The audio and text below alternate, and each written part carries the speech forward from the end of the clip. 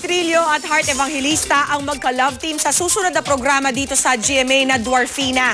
May dapat kayang ipagselos ang girlfriend ni Dennis na si Jenelyn Mercado? Makichika kay Lars Santiago.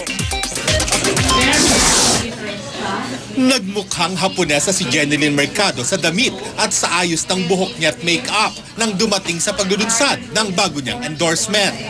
Hindi naman ipinagdamot ni Jen ang kanyang sikreto sa pagpapaganda. Kahit parat kaming puyat, pagod sa trabaho, syempre kailangan namin maglinis ng face. Importante yung parating pagkatapos ng makeup, mag-wash ka ng face mo, magto-toner, magmo-moisturizer. And pag may time, syempre, magnanakaw ka ng sleep, tapos eat healthy.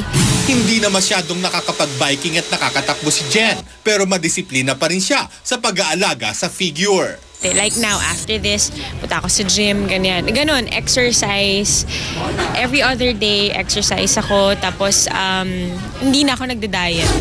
Kontento si Jen sa buhay niya ngayon. Maganda ang takbo ng kanyang career. Patuloy ang taping niya sa Little Star. At may pelikula pa siyang pang Metro Manila Film Festival. Sa love life nila ng kasintahang si Dennis Trillo, wala rin daw mairereklamo si Jen.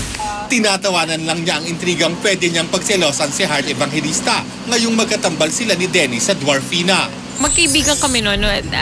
Wala akong kailangan ipag-alala at hindi ko kailangan ng mga ganyan dahil wala akong ganyan sa katawan. Wala akong selos at sa katawan dahil malaki naman ang tiwala ko kay Dennis at kaibigan ko si Heart, so sana wag nilang gawa ng... Alam daw ni Jen na masaya si Heart sa relasyon nito sa boyfriend na si Daniel Matsunaga.